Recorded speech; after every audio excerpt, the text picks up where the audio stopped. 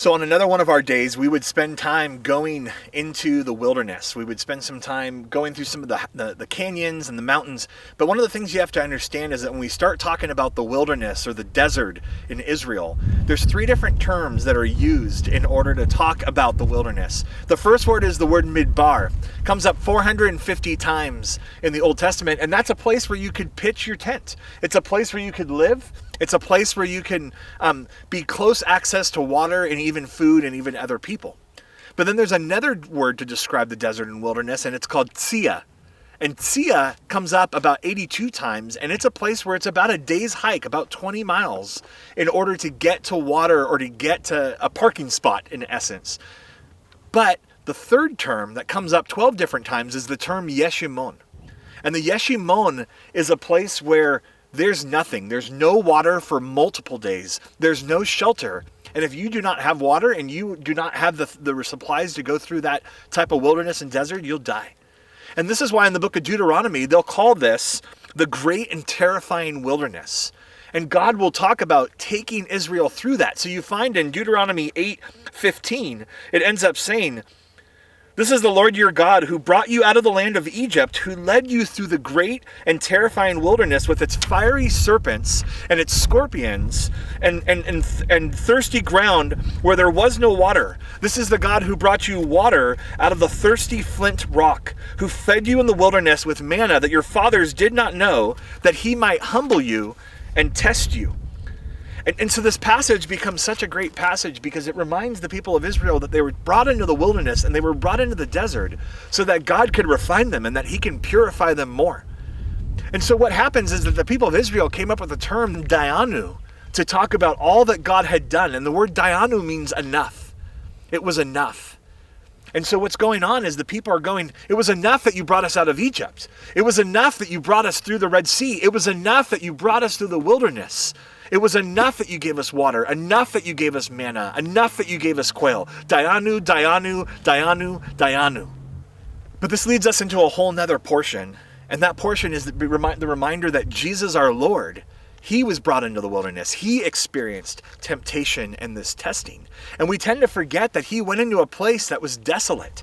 He went into a place that was empty. He went into a place much like this. And it was here that he experienced the temptation of Satan. And this is a good reminder because not only Israel, but our Lord went into these places of desolation, of terrifying wilderness. And it reminds you that a lot of testing and a lot of temptation, when it really gets down to it, it doesn't happen in our abundance. It doesn't happen always in the areas of luxury. It happens when there is great and prolonged want for a long time. And this is where you have the prophets speaking of this type of stuff, especially in Isaiah chapter 40 and Isaiah 43. Where God talks about what he's going to do in these type of places, that he's going to make a way in the desert, and he's going to make streams in the desolation. And he's going to have wild animals honoring him, and he's going to provide water in the desert and streams in the wasteland. And he's going to say in that type of place, in a desert like this is where you prepare and you make way for the Lord. But I want to leave you with one last image that the desert gives us. And that's an image that comes out of Leviticus chapter 16, the center of that book, which is the Day of Atonement, the one day in the whole year that Israel can have all their sins removed, that they can be made pure and holy so that they are forgiven and can have God's presence dwelling among them in the tabernacle. And what would happen on that Day of Atonement is they would slaughter one animal and they would use the blood to purify the tabernacle, but then they would take another animal called an azazel, and they would lay their hands, the high priest would lay his hands on the animal's head, and they would confess all the sins of Israel for the entire year over that animal.